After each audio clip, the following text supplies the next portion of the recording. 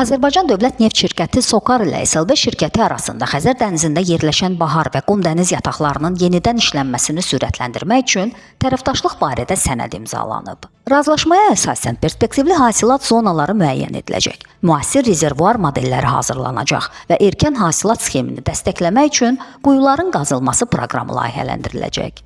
Layihə SOCAR-ın hasilatı artırmaq və mövcud dəniz yataqlarının istismar müddətini uzatmaq strategiyasında mühüm yer tutur. Bu təşəbbüs əməliyyatların səmərəliliyini artırmaqla yanaşı, hasilatın daha sürətli başlanmasına imkan verəcək. İmzalanma mərasimində çıxış edən SOCAR-ın vitse-prezidenti Babək Hüseynov əməkdaşlığın əhəmiyyətini vurğulayıb. O bildirib ki, layihə müasir üsullardan istifadə etməklə bahar və qum dəniz yataqlarında hasilatın optimallaşdırılması istiqamətində mühüm addımdır.